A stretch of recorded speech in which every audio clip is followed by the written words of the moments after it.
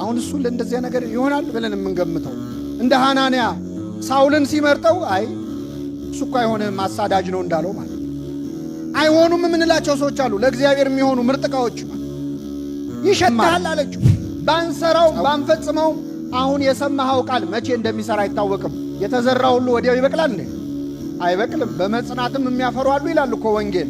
ቆይቶ ሊያፈራ ይችላል። ዛሬ የተማርከው ቃል እግዚአብሔር የዛሬ 10 ዓመት ንስሐ እንድገባ ሊያደርግ ማስተናገድ የለመደ እኮ አይቀመጥ ቁጭ ብሎ አይማርም። ያስተባብራል። ደናው ማይክሮፎን መጥቶ ይላል አሉ። በየጉባኤው እኮ አመል ያለበት ሰው ላለመማር እኮ ነው። የተደራጀውን ፋይል ቢሮ ገብቶ ያደራጃል። ወንጌል እስኪያልፍ ድረስ የሚያቁነጠንጠው ሰው ይላል። አዳም ቃየል አቤልን ገደለበት። ልጁ ሲሞት ሰውነቱ ተጨነቀ፣ አባበጠ፣ ተነፋፋ። አልቅሶ አያውቅም። ከዛ በፊት ለቅሶም እንደሆነ አያውቅም። መልአከ እግዚአብሔር መጥቶ ቁጭ ብሎ አልቅሶ አሳየው ይላል። ሲያሳየው አለካ እንዲህ ነው ብሎ አለቀሰ። ውስጡ ያለው ሐዘን ቀስ በቀስ ብሎ አራስ ነብር ምን ሆነው ለመሰላል ቃል እግዚአብሔር ውስጣችን ስለሌለ ዝም አለች። ግን እንደው ዝም ብላ በሆዷ እየተጉረመረመች ሊሆን ይችላል። አንዳንዴ አሁን እኛ ሰው ሲናገረን ዝም እንላለን፣ ግን ሆዳችን ዝም ይላል። እየሰማችሁ ነው? በሆዳችን ዝም እንላለን። አንዳንዴ ሰው ሲሳደብ ዝም እንልና በሆዳችን ብዙ ክፉ ንግግር እንናገር። ይሄ የሚታወቀው መቼ ነው? ሌላ ቀን ድጋሚ ስንጣላ ባለፈውም ትቼልህ ነበረ እንላለን። ከዛ እያወጣን ከፋይል መሰዳደብ እንጀምራለን። ማርያም ግን አፏ ብቻ አይደለም ዝም ያለው ልቧም ነው። አባታችን አባ ሕርያቆስ በመንፈስ ቅዱስ ተቃኝቶ ይህን ብሏል። ናጥሪ እንከ አርምሞ ወትዕግሥተ ከመ ማርያም። እንግዲህ እንደለው ቀዩ እያረረ የሆነ ነገር ብቻ ተጣደፈች፣ ተጨነቀች። ጥቂት እንደቆየች ግን መረራት። እህቷ ማርያም ቁጭ ብላ እየተማረች ነው፣ እሷ እየሰራች ነው። ስለዚህ መጣችና ጌታ ሆይ እኔ እንድሰራ ብቻዬን ስትተወኝ እህቴ አይገድህምን አለችው። ከሰሰችው እህቷን። ይህን ጊዜ ክርስቶስ ምን አለ? ማርታ ማርታ ስለ ብዙ ነገር ትጨነቂያለሽ፣ ትታወኪማለሽ። የሚያስፈልገው ጥቂት ወይም አንድ ነገር ነው። ማርያምስ የማይቀሟትን በጎ ዕድልን ምን ብላለች? መርጣለች። ከእሷ አይወሰድባትም ማለት የማይቀማ በጎ ዕድል ብሎ ክርስቶስ የተናገረው ምንድን ነው ካላችሁ፣ ቁጭ ብሎ የእግዚአብሔርን ቃል ምን ማለት መማር። እንግዲህ የግቢ ጉባኤ ተማሪ በነበርንበት ሰዓት ሁላችንም የመማር ትጋታችንና አሁን ያለንበትን ትጋታችንን እንግዲህ ለማየት ጥሩ ዕድል የሚሰጥ ታሪክ ነው። ማርያምስ አለ የማይቀሟትን በጎ ዕድልን ምን ብላለች? መርጣለች። ምንድን ነው ይሄ በጎ ዕድል? ቁጭ ብሎ የእግዚአብሔርን ቃል ምን ማድረግ? መስማት። እኛ አሁን የታደለ የምንለው ሰው ሎተሪ ሲወጣለት ነው፣ ስልጣን ሲያገኝ ነው፣ ሲሾም ነው፣ ሲሸለም ነው። ክርስቶስ ግን በጎ ዕድል ያለው ቁጭ ብሎ ቃሉን መስማት ነው። ምናልባት አንዳንዴ ስንማር አይኔ ስንት ዓመት ተማርኩ እኮ ምንም ለውጥ የለውም ብለን ተስፋ ልንቆርጥ እንችላለን። ሌላ ውጤት ባናመጣ እንኳን አሁን ቁጭ ብለን ቃሉን መስማታችን ብቻውን ሊያነጻን እንደሚችል ታውቃላችሁ። አምላካችን ኢየሱስ ክርስቶስ ምን ብሏል? ከሰማችሁት ቃል የተነሳ ንጹሐን ናችሁ ይላል። የእግዚአብሔር ቃል ስለሰማኸው ብቻ ያነጻሃል። አሁን በዚህ ሰዓት ቃሉን እየሰማን ነው። ቃሉን ባንሰማ ኖሮ እናስብ የነበርናቸውን ክፉ ሐሳቦች ከማሰብ ለጥቂት ደቂቃም ቢሆን እንከለከላለን? አንከለከል። ነጻ ማለት ነው አይምሯችን። እንደው ባንለወጥ እንኳን እንምላችሁ ስለሰማኸው ብቻ ዋጋ አለው ቃል እግዚአብሔር። እንደ መሥዋዕት ነው የሚቆጥረው። ሳሙኤል ያለውን ጥቅስ ሁሌ እንጠቅሰዋለን። መታዘዝ ከምን ይበልጣል? አቤት ከመሥዋዕት ይበልጣል ይልና ማዳመጥም የአውራ በግ ስብ ከማቅረብ ይበልጣል ይላል። ምን ማለት? ማዳመጥ። እግዚአብሔር ጆሮ ስለሰጠኸው ብቻ መሥዋዕት እንዳቀረብክለት ይቆጥረዋል። ዓይንህን ለንባብ፣ እግርህን ወደ ቤተ እግዚአብሔር ለመሄድ፣ እጅህን በጎ ነገር ለመጻፍ፣ ጉልበትህን ለመስገድ እንደምትጠቀመው ጆሮህን ደግሞ ቃሉን ለመስማት ስትሰጠው ደስ ይለዋል። ማዳመጥም የአውራ በግ ስብ ከማቅረብ ይበልጣል። የአውራ በግ አምጥተህ ስቡን አምጥተህ ለእግዚአብሔር መሥዋዕት ከምታረግ ብለህ ቁጭ ብለህ ብትሰማው ደስ ይለዋል። ከየትኛውም ሥራ በላይ በነገራችን ላይ በቤተ ክርስቲያን ብዙ አይነት አገልግሎት አለ። ቁጭ ብሎ መማር ግን በክርስቶስ አገላለጽ መልካም ዕድል። ሰዎች ሕንፃ ቤተ ክርስቲያን ያንጻሉ፣ ብዙ ፕሮጀክት ላይ ይሳተፋሉ። ተማሩ ስትሏቸው ግን አይሳተፉ። ለቤተ ክርስቲያን ገንዘብ ይሰጣሉ፣ ቃለ እግዚአብሔር ስሙ ስትሏቸው አይኔ ሥራ አለብኝ አይመቸኝም፣ ባይሆን ለጉባኤው የሚያስፈልገውን ነገር አንዳንድ ነገር ካለ እናሟላ የሚሉ ሰዎች ክርስቶስ ግን ሌላ ፕሮጀክት ከመደገፍ በፊት መጀመሪያ ቁጭ ብለ ጆሮ እንድሰጠው ይፈልጋል አይፈልግም? እዚህ ወንጌል ላይ ህንፃ ኮሚቴ እኮ ለማቋቋም የሞከረ ሐዋርያ ነበር ቅዱስ ጴጥሮስ። በደብረ ታቦር በታቦር ተራራ ላይ ጌታ ሆይ በዚህ መሆን ለኛ መልሱልኝ፣ ለአንተ ለኤልያስም ለሙሴም 3 ዳስ እንስራ አለ። እንግዲህ ህንፃ አሰሪ ኮሚቴ እኮ ነው። አያችሁ 3 ዳስ ሊሰራ ነበረ። ወዲያው ደመና ጋረዳቸው፣ ድምፅ ከሰማይ መጣ፣ የምወደው ልጄ ይህ ነውና እርሱን ምን በሉ ወሎቱ ስምዕዎ፣ እሱን ስሙት። መጀመሪያ ዳስ ከመስራት በፊት መጀመሪያ አዳምጠው። እግዚአብሔር ጆሮ ይፈልጋል። ቁጭ ብሎ መስማት ቃለ እግዚአብሔር ትልቅ ጸጋ፣ ትልቅ ዋጋ አለው። ይህንን ተረድታ ማርያም ቁጭ ብላ ትሰማ ነበር። በጎ ዕድል ነው አለ ክርስቶስ። መታደል ነው መማር።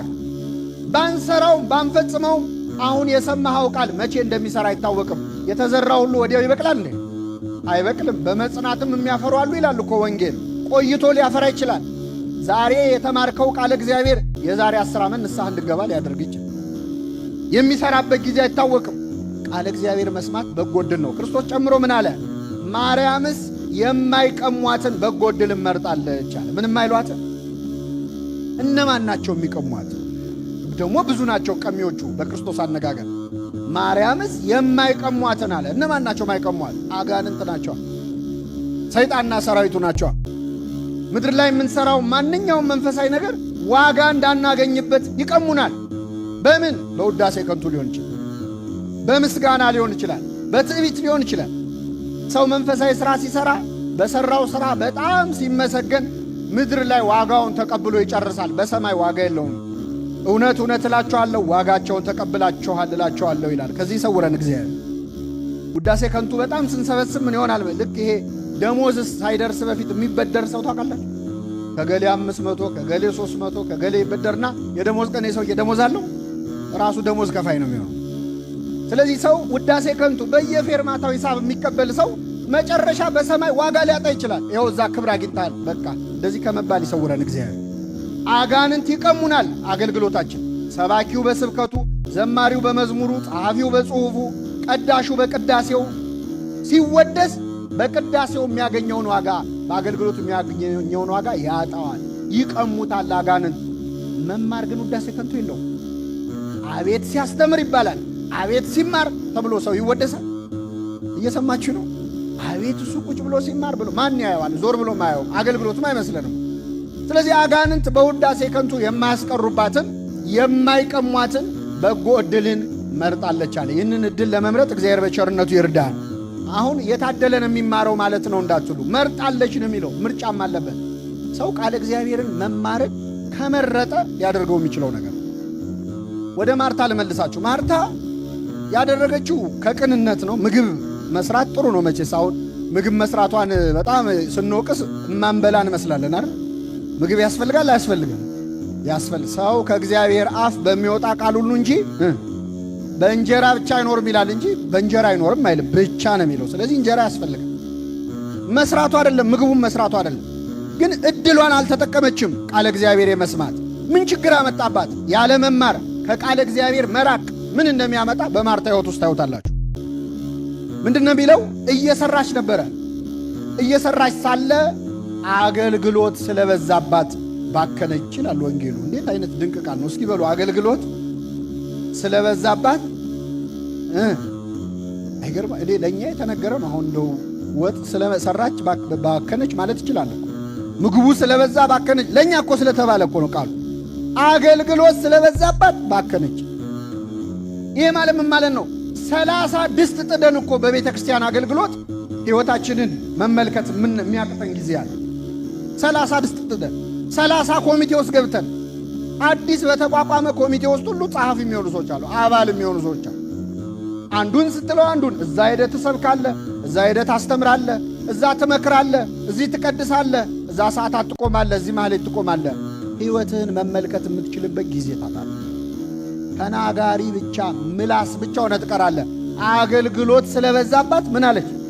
ባከነች። በአገልግሎት ከመባከን እግዚአብሔር ይሰውረን። ለጸሎት ጊዜ የምናጣበት ጊዜ እኮ አለ። ጸሎት ለማድረግ ጊዜ የምናጣ አንዳንድ ሰው ቤተ ክርስቲያን ሄዶ ስብሰባ ተሰብስቦ የሚወጣ ሰዋል።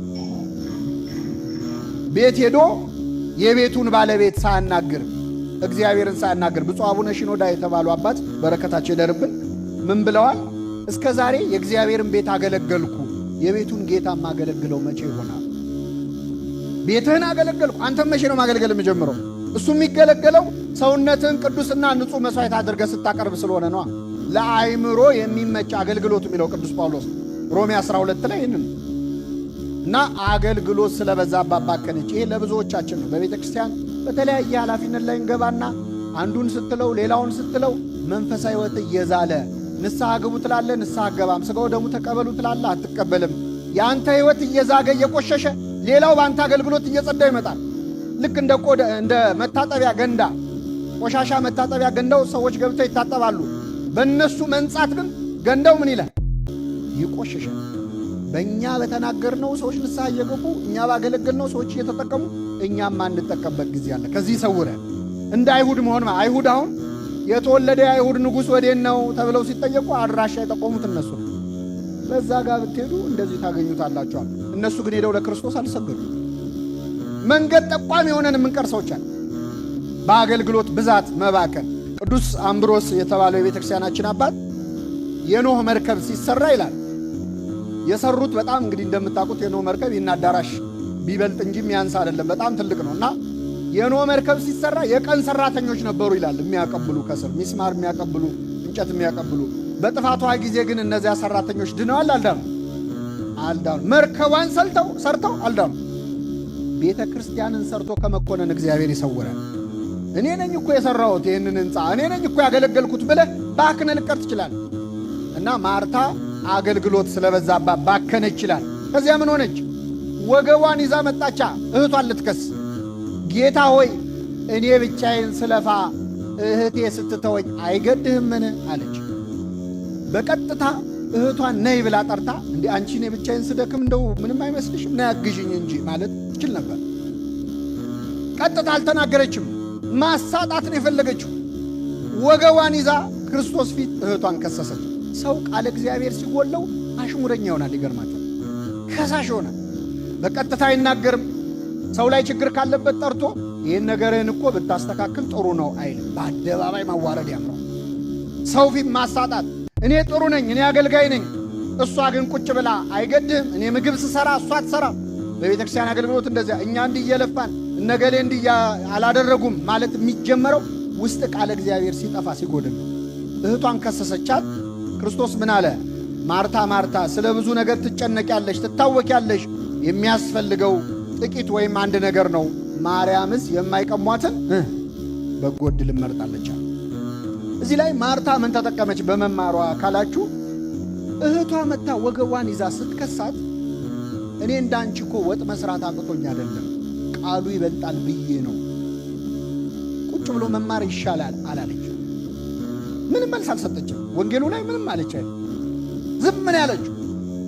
እህቷ መታ ስትከሳት አንድ መልስ አልሰጠችም። ለምን? የምትሰማው ቃለ እግዚአብሔር ውስጧን ጸጥ አድርጎታል። ይገርማል። ክስ የማይሰማ ትሆናለች። ቃለ እግዚአብሔር ውስጥ ሲገባ የክርስቶስ ትምህርት ነው። ልብ አድርጉ። ቃል በቃል እየሰማችሁ ያለ ይህ ራሱ የመድኃኔዓለም ክርስቶስ ትምህርት። እኛ የምናስተምረውን ኃጢአተኞቹ የምናስተምረውን ቁጭ ብላችሁ ትሰማላችሁ። ክርስቶስ ሲያስተምር መስማት እንዴት ያለ ነው! በሆነ ክርስቶስ እኮ ሲናገር የራሱ የእግዚአብሔር ቃል ነው፣ የሚሰራ ቃል ነው። ሙቱን ውጣ ሲለው ከመቃብር ይወጣል።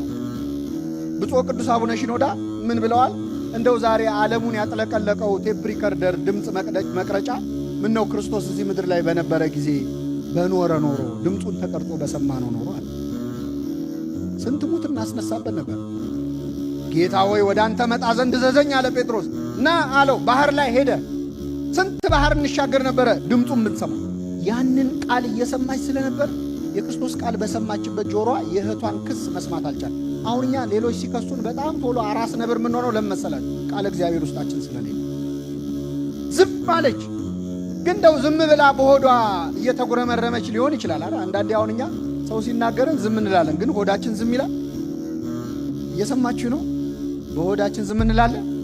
አንዳንዴ ሰው ሲሳደብ ዝም እንልና በሆዳችን ብዙ ክፉ ንግግር እንናገር። ይሄ የሚታወቀው መቼ ነው? ሌላ ቀን ድጋሚ ስንጣላ ባለፈውም ትቼል ነበረ እንላለን። ከዛ እያወጣን ከፋይል መሰዳደብ እንጀምራለን። ማርያም ግን አፏ ብቻ አይደለም ዝም ያለው ልቧም ነው። አባታችን አባ ሕርያቆስ በመንፈስ ቅዱስ ተቃኝቶ ይህን ብሏል። ናጥሪ እንከ አርምሞ ወትዕግሥተ ከመ ማርያም። እንግዲህ እንደ ማርያም አርምሞንና ትዕግሥትን ገንዘብ እናድርግ። ምንና ምንን? አርምሞ የአፍ ነው፣ ትዕግሥት የልብ ነው። ልቧም ለካ ጸጥ ብሏል። አያችሁ፣ ሰው መንፈሳዊ ሕይወት ውስጥ ሲሆን ሰው ሲሰድበው ምንም አይሰማው። ቅዱስ አባታችን ዮሐንስ ሐጺር ወይም አጭሩ ዮሐንስ የምንለው በአንድ ወቅት እንደዚህ ጉባኤ ላይ እያስተማረ አንድ መነኩሴ ይቀናበታል እና ይመጣል። መጥቶ በቃ ሰው ፊት እየወጣ ትታያለህ፣ ስጋህን እንደ ጋለሞታ እየሸጥክ ነው አለው። ጋለሞታ ብሎ ሰደበው። ሲሰድበው ቅዱስ ዮሐንስ ምን አለ? ከላይ አይተኸኝ እንዲህ ያልከኝ ልቤን ብታይ ኖሮ ከዚህ የበለጠ ትሰድበኝ ነበር። ከዛ ደቀ መዛሙርቱ ገረማቸው። አባታችን እንዲህ ሲያዋረደ ሰው ፊት ምንም አልተሰማም አለ። አልተሰማኝም፣ ባይሆን ያዘንኩት አለ ወንድሜ እኔን በመሳደብ ኃጢአት ውስጥ ገባ ብዬ ነው። በእውነት በረከቱን ያሳድርብን። ሰው ቃለ እግዚአብሔር ውስጡ ሲኖር ስድብ አይሰማው፣ ቢታች ቢታማ ምንም አይመስለው። ውግረት አይባን ይመስሉ ሐሰረ ይላል አባ ጽጌ ድንግል እመቤታችንን በማኅሌተ ጽጌ ሲያመሰግናት አበባ አሁን አንዳንዴ አበባ ከመልኩ ከውበቱ ባሻገር ስታሸቱት መዓዛው ጥሩ ነው አይደል? ምን ይላል? በመዓዛ በአበባሽ በክርስቶስ በፍቅሩ መዓዛ የሰከረ ሰው ይላል ጽጌሽን ወይም አበባሽን ክርስቶስን ያሸተተ ሰው ውግረተ አይባን ይመስሉ ሐሰረ ድንጋይ ቢወረወርበት እንኳን ገለባ የተነሰነሰበት ይመስለዋል። እሳተኒ ማየባይር ቆሪራ እሳት ደግሞ ቀዝቃዛ ውሃ የፈሰሰበት ይመስለዋል። እስጢፋኖስ ክርስቶስን እያየ ነው አይደል ሲወገር ምንም ያልመሰል። ቅዱስ ያሬድ ጦር እየወጋው አይደል ምንም ያልመሰለው። አሁን እኛ ሲነኩን አራስ ነብር የምንሆነው ቃለ እግዚአብሔር ውስጣችን ስለሌለ ነው። በእውነት በማርያም ልቡና የገባ ቃለ እግዚአብሔር በሁላችን ልቡና ያስገባልን። መማር ያስፈልጋል አያስፈልግም? የማይቀሟት ምን አይነት እድል አለ? በጎ እድል አለ። እንግዲህ የመማርን ጥቅም ያው ድኅረ ግቢ ጉባኤ ስለሆነ ነው ይህንን ርዕሰ ጉዳይ ያነሳው። ማርያምና ማርታን የምናገኛቸው ዮሐንስ ወንጌል ላይ ከዚህ በኋላ 2 ጊዜ እናገኛቸዋል። ክርስቶስ ወደ ማርያምና ወደ ማርታ ቤት የመጣው 3 ጊዜ ነው። ሰፈራቸው የመጣው ወደ ቢታንያ፣ አንደኛው አሁን ያነበብነው የወንጌል ክፍል ነው። 2ኛ ጊዜ የመጣው ደግሞ ለለቅሶ ነበረ። ካስታወሳችሁ ማን ሞቱ? አልዓዛር ሞቱ። አልዓዛር የዮሐንስ ወንጌል ምዕራፍ 11 ላይ እንደ ሞተ መጀመሪያ እንደ ታመመ ላኩበት። ጌታ ሆይ የምትወደው ታሟል ብለው ላኩበት ይላል። ለታመመ ሰው የምናደርገው ጥልቅ ጸሎት ነው። ጌታ ሆይ የምትወደው ምን ብሏል? ታሟል። ክርስቶስ ቆየ 4 ቀን። በ4ኛው ቀን መጣ። እንግዲህ አይሁድ ልክ እንደኛ ድንኳን ጥለው አለዚያም ምኩራብ ውስጥ ለቅሶ ያደርጋሉ። እንደዚህ ብዙ ሕዝብ ሆነ እና ቤቱ በሙሉ በሰው ተሞልቷል። 4ኛ ቀን ነው። ሰው በሰው ሆኗል። ክርስቶስ ወደ ቢታንያ መጣ። ሲመጣ ይላል ማርታም በውጭ ተቀበለችው ይላል። እየሰማችሁ ነው? ማናት በውጭ የተቀበለችው? በቃ ማስተናገድ የለመደ ሰው እኮ አይቀመጥም። ውጭ ወጥታ ተቀበለችው። ማርያምም ከእንግዶች ጋር ቁጭ ብላ ነበር ይላል።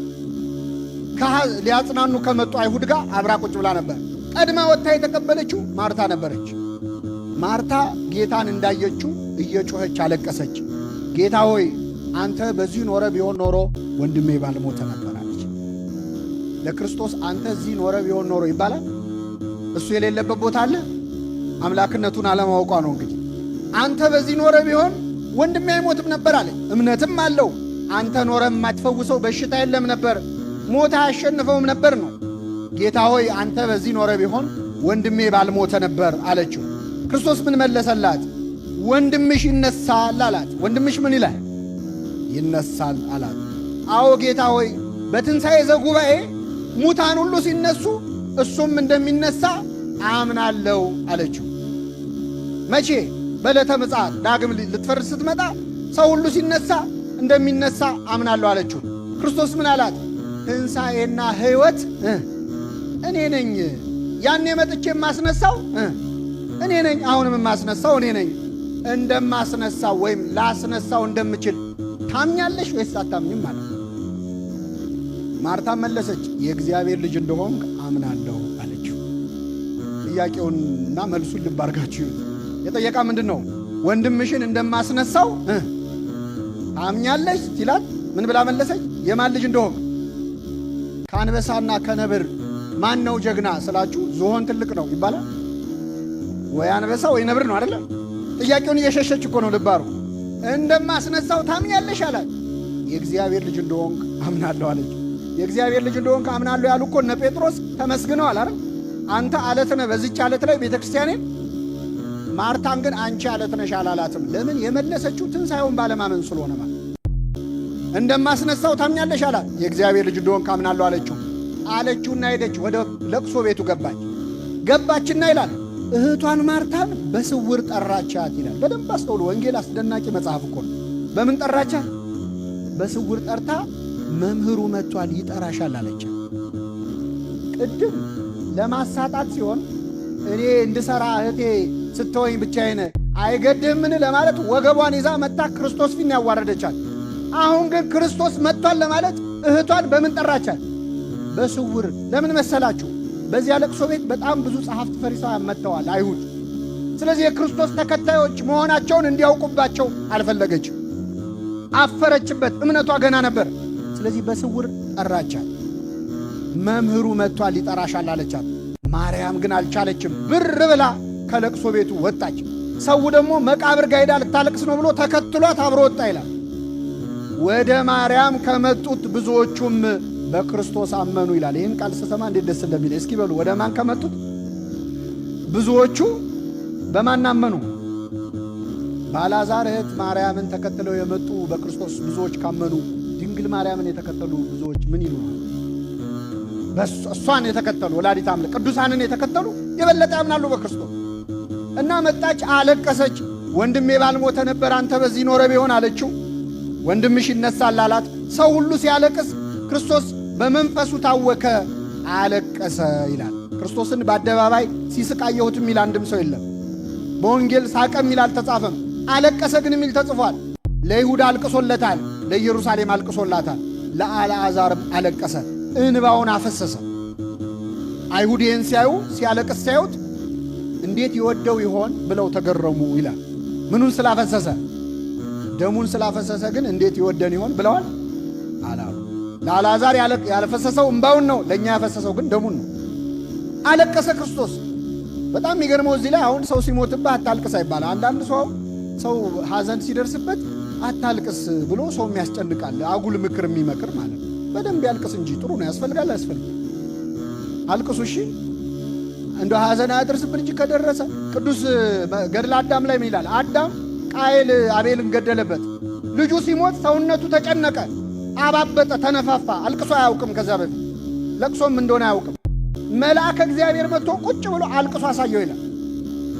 ሲያሳየው አለካ እንዲህ ነው ብሎ አለቀሰ። ውስጡ ያለው ሐዘን ቀስ በቀስ ቀለለ። ትናንትና እኮ በባህላችን አስለቃሾች ነበሩ አልነበሩ? ነበሩ። አስለቃሾች ነበሩ። በግጥም በምን እንደው ሐዘንን ፍንቅል አድርገው የሚያወጡ። አሁን ሰለጠንንና አስለቃሽ አያስፈልግም ማለት ሳይካትሪስት ጋር ትሰለፋለህ እየሄድክ ማለት ነው። እንዲወጣልህ መጽሐፍ ቅዱሳዊ ነው። ልብስ እያሳዩ ማልቀስ ማለት ክርስቶስ ከሞት እንደሚያስነሳው እያወቀ አለቀሰ። አይ አስነሳዋለሁ አታልቅሱ ችግር የለውም አላለ። ማልቀስ እንደሚገባ ሲያሳየን አለቀሰ። ወዴት ቀበራችሁት አለ። ወዴት ቀበራችሁት ሲል ማርታ ምን አለች? ጌታ ሆይ ከተቀበረ 4 ቀን ሆኖታልና ይሸታሃል አለችው ይላል። ምን ይልሃል? ይሸታሃል። አሁንም የምታስቸግረው ማርታ ነች። ተመልከቱ። እንደው ማርታ ቅድስት ነች። በእውነት በረከቷ ይደርብን። ማርታ የምትባይ ካለሽ ቅር እንዳይልሽ አደራ። እየወረድንባት አይደለም። ቃለ እግዚአብሔር ሲጎል እምነት ይጎልሃል። በክርስቶስ ታፍራለህ። መምህሩ መጥቷል ለማለት ታፍራለህ። ሊያስነሳው ሲል ደግሞ ይሸታሃል ትላለህ። ይሸታሃል ማለት ምን ማለት መሰለህ? ክርስቶስ በመዋዕለ ሥጋዌው በሶስት አይነት መንገድ ሰዎች ከሞት አስነስቷል። አንደኛ አሁን ያነበብነው አልዓዛርን ያስነሳበት ነው። ሁለተኛ ወለተ ኢያኢሮስን ቤት ድረስ ገብቶ በተኛችበት አቢታ ሆይ ምን በይ ተነሽ ብሎ በተኛችበት አስነሳት፣ ቤት ውስጥ እያለች። ሁለተኛ የአንዲት ሴት ደግሞ ልጅ ወጣት ልጅ በ10ዎቹ ዕድሜ ያለ ወጣት ልጅ ሞቶ ሊቀበር ሬሳውን ይዘው ሲሄዱ መንገድ ላይ እናትየው ከኋላ ወይኔ ልጄ እያለች እየጮች እያለቀሰች አስቁሞ አስነሳው። ቀባሪዎቹ እልል እያሉ ወደ ቤት ተመለሱ ማለት። ሶስተኛ ያስነሳው ማንን ነው? አልዓዛርን ነው። ከሞተ ስንት ቀን ይሆነው? ክርስቶስ በእነዚህ ሙት አነሳሶች ውስጥ ሊነግረን የፈለገው ነገር አንደኛ በዕለተ ምጽአት ምን እንደሚሆን ነው። አንደኛው ላይ ያስነሳው አባት ሴት ልጁን ያገኘው፣ ሁለተኛው ላይ ያስነሳው እናት ወንድ ልጇን ያገኘችው፣ ሶስተኛ ያስነሳው እህቶች ወንድማቸውን ያገኙ። በዕለተ ምጽአት አባት እናቱን ያገኛል፣ ልጁን ያገኛል። እናት ልጇን ታገኛለች፣ ወንድም እህቱን ያገኛል፣ እህት ደግሞ ወንድሟን ታገኛለች። ያንዴ ሲመጣ እንዴት እንደሚያስነሳ ከየዕድሜው አስነስቶ አሳየን ክርስቶስ። አንደኛ ሁለተኛ ሞት የተባለው ኃጢአት ነው። ኃጢአት ነው። በኃጢአት መኖር ነው ሞት። እያንዳንዳችን በኃጢአት ውስጥ ስንኖር እንደ ሞትን ነው የሚቆጠረው። ንስሐ ስንገባ ደግሞ እንደ ተነሳ ነው የሚቆጠረው። የመጀመሪያውን ያስነሳት ቤት ውስጥ ሆና ነው። ቤት ውስጥ ሆኖ የሞተ ሰው አለ። እሱ ማን ነው ካላችሁ ከቤተ ክርስቲያን ሳይጠፋ ግን የሞተ ሰው እያገለገለ እየዘመረ እየሰበከ እየቀደሰ ቤት ውስጥ ሆኖ የጠፋ ሰው አለ። እሱን ገብቶ ክርስቶስ ተነስ ብሎ ያስነሳዋል። ሁላችንም በቸርነቱ ያስነሳል። ሁለተኛ ከቤት ወጥቶ መንገድ ላይ ያለ ነው። ሊቀበር ማለት ከቤተ ክርስቲያን ወጥቶ ወደ ዓለማዊ ሕይወት ለመሄድ፣ ወደ ክህደት ለመግባት፣ ወደ ምንፍቅና ለመግባት፣ እግዚአብሔር የለም ወደ ማለት ለመግባት፣ ወደ ሱስ ለመዘፈቅ መንገድ የጀማመረው ሰው አለ። እናቱ ከኋላ እየተከተለች ምን ትላለች? ታለቅሳለች የተባለችው ቅድስት ቤተ ክርስቲያን ነው። ወይኔ ልጄ እያለች ትከተለናለች። ስንጠፋ ደስ አይላትም ቤተ ክርስቲያን፣ ታለቅሳለች። ይህንን ደግሞ ከመንገድ አስቁሞ አስነሳው፣ መለሰው። እወጣ ያልነውን ሰዎች ከመንገድ አስቁሞ ይመልሰን እግዚአብሔር። ሦስተኛው አልዓዛር ነው። እሱ ደግሞ የተቀበረ የሸተተ የተረሳ ነው። ይሄ ማለት ኃጢአት ውስጥ ከተዘፈቅን የቆየን ሰዎች አለ 4 ቀን ያለፈን ማለት ይሸታል አለችው ይላል። ይሸታል የተባለው ምንድን ነው? ቤተ ክርስቲያን ውስጥ ያለን ሰዎች አለን እንደ ማርታ ይሸታል የምንል እገሌ ወደ ቤተ ክርስቲያን ይምጣ ሲባል እሱ ገና አሁን ሕይወቱ ጥሩ አይደለም፣ ሱሰኛ ነው። አሁን እሱ ለእንደዚያ ነገር ይሆናል ብለን የምንገምተው እንደ ሐናንያ ሳውልን ሲመርጠው እሱ እኮ አይሆንም አሳዳጅ ነው እንዳለው ማለት አይሆኑም የምንላቸው ሰዎች አሉ። ለእግዚአብሔር የሚሆኑ ምርጥ ዕቃዎች ይሸታል አለችው። ጸጉር አቆራረጡ፣ አለባበሱ ግቢ ጉባኤ ተማሪዎች ስለሆናችሁ መቼስ ይሄ ይገባቸዋል። ስንት ሰዎች እኮ ከግቢ ጉባኤ አሸማቀን ያባረርናቸው ሰዎች አሉ። ባለባበሳቸው ምክንያት፣ ባነጋገራቸው ምክንያት ገብተው መስተካከል ሲገባቸው ተስተካክለው ካልሆነ አይገቡም ብለን የመለስናቸው ሰዎች አሉ። መጽሔት ላይ አይወጡም ተብለው ስንት ሰዎች እኮ ጠፍተዋል ከግቢ ጉባኤ መጽሔት። ሰው በሰማይ መዝገብ ስሙ ተጽፎ ቤተ ክርስቲያን ከእግዚአብሔር ሕዝብ ቆጥረው መጽሔት ላይ ወጣም ተብለው እኮ ሃይማኖት የቀየሩ የካዱ የተጎዱ ሰዎች ይሸታል የሚሉ ማርታዎች አለና ቤተ ክርስቲያን እሱ አይሆንም። እሱ ስርዓት አልጠበቀም፣ ትውፊቱን አልጠበቀም። ትውፊቱ መልካም ነው፣ ከሰው ነፍስ ግን አይቀድምም። ሰው ክርስትና ሲገባው አይደለም አለባበሱን አንገቱን ይሰጣል። አይሰጥም? ይሰጣል። አይደለም ልብሱን ሕይወቱን ይቀይራል። እስኪ ገባቸው ግን አንታገስም። በር ላይ ቆመን የምናባረር ሰዎች ገብተው ይለወጡ ሳይሆን ተለውጠው ይግቡ የምንላቸው ሰዎች ይሸታሃል ጌታ ሆይ አይሆንም አለችው። ክርስቶስ ብታምኚ የእግዚአብሔርን ሥራ እንደምታይ አልነገርኩሽምን አላት። ከዚያ አልዓዛር ውጣ አለው። ሰውየውም ወዲያውኑ ከነ መግነዙ ወጣ ይላል። ስሙ የተመሰገነ ይሁን። ማን ውጣ አለው? አቤት አልዓዛር። ሰው ከሞተ በኋላ በስሙ ይጠራ? ሬሳው ወጣ ነው የሚባለው። እገሌ መጣ፣ አሁን ሄኖክ መጣ የምትሉ ሰዎች ብሞት ግን ሄኖክ ወጣ እንዳይባል ምን ወጣ ነው የሚባለው? ሬሳ። ትንሽ የተማረው አስከሬኑ ይላል አይደል? ግን ያው ክርስቶስ ግን አልዓዛር ብሎ ይሄ ማለት ምን መሰላችሁ? ሰዎች ሬሳው ሲሉ ክርስቶስ አልዓዛር ይላል። ሰዎች ዘማዊው ሲሉ ክርስቶስ ግን በክርስትና ስም ነው የሚጠራ። ሰካራሙ ሲሉ በክቡ ምግባር ሲጠሩ እሱ ግን በዚያ ስም ነው የሚጠራ፣ በቀድሞ ስም አልዓዛር ውጣ አለው። ሰውየው ወዲያውኑ ከነ መግነዙ ወጣ። ደቀ መዛሙርቱን ሂዱና ፍቱት፣ መግነዙን ፍቱለት አላቸው።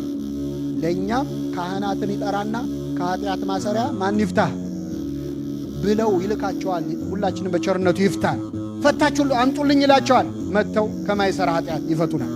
አልዓዛር ከነ መግነዙ ወጣ። ለምን? ያው ድጋሚ ይሞታላ በኋላ። አሁን ክርስቶስ ከሞት ሲነሳ መግነዙን በመቃብር ውስጥ ምን ብሎ ነው የወጣው? ትቶ ነው። አልዓዛር ግን መግነዙን ይዞ ነው የወጣው። ለምን? ድጋሚ ስለሚሞት አያስፈልግም፣ ማስቀቃ ማባከን አያስፈልግም። እና እሱ ድጋሚ ስለሚሞት ነው። ክርስቶስ ግን መግነዙን የጣለው ስለማይሞት። በጣም የሚደንቃችሁ ቃል እዚህ ላይ አልዓዛር ከመግነዙ ተፈቶለት ከወጣ በኋላ ይላል፣ የሰው ጸባይ ነው የሚገርማችሁ። ሰዎች ሄዱና ደገፉት ይላል። ምን እንዳይሆን አይገርማችሁ?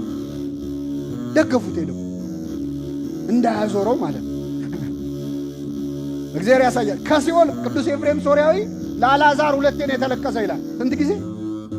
ከዚህ ሲሞት እህቶቹ አለቀሱለት፣ ከሲኦል ደግሞ አጋንንት እያለቀሱ ሸኙት ይላል። አገኘ ነው ብለው መልሰው ለቀቁታል። 2 የተለቀሰ ከሲኦል ነፍሱን ጠርቶ ከመቃብር ከሥጋው ጋር አዋህዶ አስወጥቶት እንዳያዞረው ብለው ያዙት ይላል። ክርስቶስ ምን አላቸው? ተዉትና ይሂዳል። ይሄ ደግሞ ምን መሰላችሁ? ሰዎች ከኃጢአት ሕይወታቸው ከተሻሻሉ በኋላ እኛ አንለቃቸው። ሱሰኛ የነበረ ሰው፣ ጠጭ የነበረ ሰው አሁን ትቻለሁ ሲል ምን አሁን እቺ ጾም ስትወጣና ይሄለ ይላል ሰው። አረ ያው አመሉ አይለቀውም የሚል ሰው አለ። ለመውጣት ሲሞክር ሞራሉን የምንሰብረው ሰው አለ። ፓትሮናይዝ ማድረግ ይሉታል ፈረንጆቹ። ይሄ እንደው በቃ የራስን የበላይ ሰውየውን የበታች አድርጎ መደገፍ። ታውት አንዳንድ ሰው ልንተው ያስፈልጋል፣ ቆሞ እንደሄድ ማለት። እግዚአብሔር ከጠራው አንተ የምን አስተናባሪ ነህ? የምን ምርኩዝ ነህ? የእግዚአብሔር ምርኩዝ ካጸናው በትርህና ምርኩዝ እነሱ ምን ይሉኛል? ያጽናኑኛል። እሱ በበትሩ በምርኩዙ በመስቀሉ ያበረታውን ሰው እኛ ሄደን ምን ደግፈዋል እና ፍቱትና ሄዳል። ሶስተኛ የመጨረሻው ክርስቶስ ወደ ማርያምና ወደ ማርታ አገር ወደ ቢታንያ ለሶስተኛ ጊዜ የመጣው እዚሁ ዮሐንስ ወንጌል ምዕራፍ 12 ላይ ምን ሊያደርግ ካላችሁ ከጎረቤት ስምዖን የተባለ ሰው በቤቱ ጋበዘው ክርስቶስ እና ስምዖን በቤቱ ጠራው። ያቺ ባለሽቶዋ ምንላት ማርያም ከጌታ እግር ስር መታ ወድቃ አልቅሳ ንስሐ የገባችበት ዕለት ማለት። በዚያን ዕለት አምላካችን ኢየሱስ ክርስቶስ በዚያ ቤት ተገኝቶ አስተማረ፣ መከረ። እንደ ማርያም የክርስቶስን መምጣት ዕድል የተጠቀሙበት ሰዎች ደግሞ ተጠቀሙበት። ክርስቶስ በቢታንያ ለሶስተኛ ጊዜ ተገኘ። በጣም የሚገርማችሁ ክርስቶስ እዚያ ቤት በመጣ በተጋበዘበት ጊዜ አልዓዛርና የማርታ እህት የማርያም እህት ማርታ ነበረች፣ ጎረቤት አይደለች፣ ተገኝታለች እዛ ቤት። ምን እያደረገች ነበር ካላችሁ እያስተናገደች ነበር። እኔ አይደለሁም የሚለው ወንጌሉ ነው። በጣም ይገርማችሁ። በቃ ማስተናገድ የለመደ ሰው እኮ አይቀመጥም፣ ቁጭ ብሎ አይማርም፣ ያስተባብራል። ደናው ማይክሮፎን መጥቶ ይላል አሉ። በየጉባኤው እኮ አመል ያለበት ሰው አለ። ላለመማር እኮ ነው። የተደራጀውን ፋይል ቢሮ ገብቶ ያደራጃል። ወንጌል እስኪያልፍ ድረስ የሚያቁነጠንጠው ሰው አለ። ማርታስ እስከ ቅድስና ደርሳለች፣ እስከ ሰማዕትነት ደርሳለች። በረከቱ አይደርብን። እንደ ማርታ ሳይሆን እንደ ማርያም የማይቀሙን በጎ ዕድል ለመምረጥ እግዚአብሔር በቸርነቱ ይርዳን። የሰማነውን በልቡናችን ያሳድርብን።